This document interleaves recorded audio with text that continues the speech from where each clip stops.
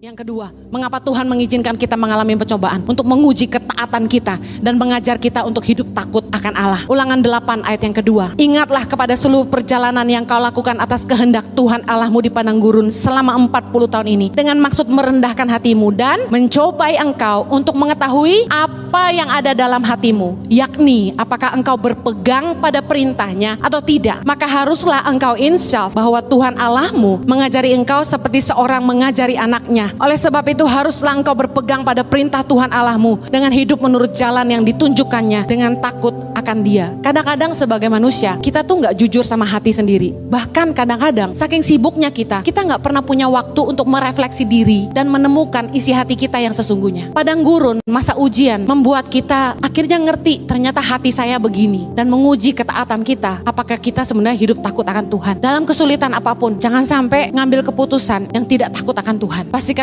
kita tetap hidup di dalam kebenaran. Pergumulan masalah dipakai Tuhan untuk membersihkan kita dari cara-cara hidup kita yang lama, memulihkan cara berpikir kita, cara pandang kita, melucuti mentalitas budak dosa dari hidup kita. Bangsa Israel itu tinggal di Mesir 430 tahun. Tuhan tahu bahwa gaya hidup orang Mesir bicara soal gaya hidup dunia, itu melekat dalam hidup mereka. Dan bahkan mentalitas budak, mereka 430 tahun ditindas. Ada mentalitas budak yang melekat. Bicara soal apa? Mentalitas budak dosa melekat dalam hidup kita ketika kita hidup di dunia. Tuhan mengizinkan padang gurun datang dalam hidup kita. Pencobaan, masalah datang, ujian datang. Supaya apa? Merontokkan Mesir dari hidup kita. Merontokkan mentalitas budak dosa. Merontokkan gaya hidup dunia dari hidup kita. Makanya firman Tuhan berkata, berubahlah oleh pembaharuan budimu. Jangan pernah jadi sama dengan dunia ini. Karena Tuhan mau kalau kita ikut Tuhan pakai cara hidup yang baru. Taat sama firman. Semakin cepat engkau taat dan merendahkan hatimu, masalahmu cepat selesai. Karena tujuan padang gurun itu diberikan cuma satu, melucuti Mesir dari hidupmu. Yang ketiga, mengapa Tuhan mengizinkan kita mengalami pencobaan? Untuk mengajar kita supaya tidak tinggi hati dan melupakan Tuhan. Ulangan 8 ayat 11. Hati-hatilah supaya jangan engkau melupakan Tuhan Allahmu dengan tidak berpegang pada perintah, peraturan dan ketetapannya yang kusampaikan kepadamu pada hari ini. Dan supaya apabila engkau sudah makan dan kenyang, mendirikan rumah-rumah yang baik serta mendiaminya. Dan apabila lembu sapimu dan kambing dombamu bertambah banyak, dan emas serta perakmu bertambah banyak, dan segala yang ada padamu bertambah banyak, jangan engkau tinggi hati sehingga engkau melupakan Tuhan Allahmu yang membawa engkau keluar dari tanah Mesir, dari rumah perbudakan. Kecenderungan manusia itu selalu melupakan Tuhan di masa kelimpahan. Entah kenapa. Ayo jujur yuk, saya pun ngalami. Kayaknya ketika semua baik-baik aja dan tidak ada masalah, rasa nyaman itu membuat kita jauh dari hadirat Tuhan. Sifat manusia naturalnya itu gini, kalau susah baru ingat sahabat. Ada kan teman-teman yang gitu kan, kalau susah baru cari kita. Lupa sama teman di masa susah. Kalau udah kaya, goodbye my friend. Saya masih punya beberapa teman yang ketika susah carinya kita. Udah kaya, haleluya.